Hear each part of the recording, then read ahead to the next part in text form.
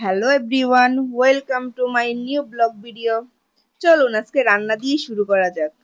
ফার্স্টে ভাত বসালাম, তারপরে পাইপিনে তেল দিয়ে ভালো করে গরম করে মাছগুলো দিয়ে দিচ্ছি। সাথে কয়েকটা চিংড়ি দিব, কারণ চিংড়ি খেতে খুব মন চাচ্ছিল, তাই সাথে কয়েকটা চিংড়ি মাছ ভেজে নিব।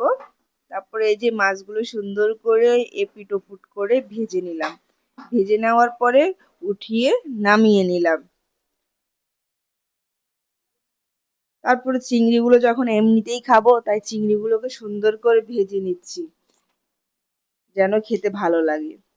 তারপরে আরেকটু পরিমাণে তেল দিয়ে পেঁয়াজ কুচি সাথে কাঁচামরিচ কুচি দিয়ে সুন্দর করে ব্রাউন কালারে ভেজে নেব।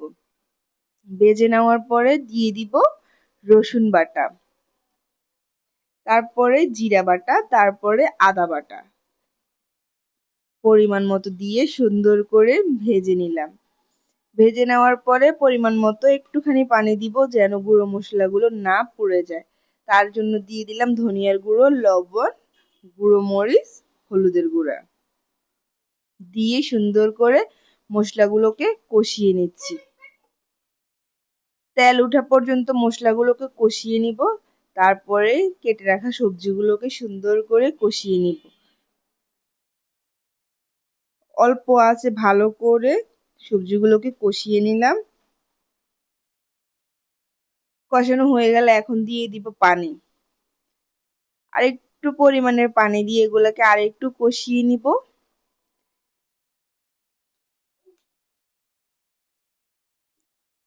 এখন ঢাকনা দিয়ে কিছুক্ষণ রেখে এগুলোকে ভালো করে কষিয়ে নিলাম। কষানোর পরে দিয়ে দিব কেটে রাখা টমেটোগুলো। টমেটো দিয়ে একটু নাড়াচাড়া করার পরে দিয়ে দিব পানি। পানি দিয়ে সুন্দর করে নাড়াচাড়া করে এখন দিয়ে দিব মাছগুলো, ভেজে রাখা মাছ। সো একে একে সবগুলো মাছ দিয়ে দিলাম।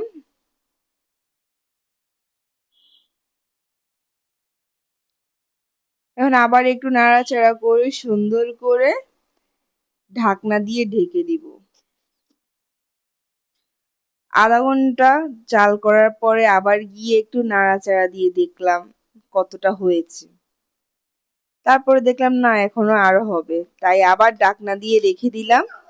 এরপরে এই যে আমার রান্না প্রায় হয়ে আসছে। তারপর রান্না হওয়ার পরে এখন এগুলাকে সুন্দর করে নিচে নামাই ঢেলে নিব। এই যে কমপ্লিট।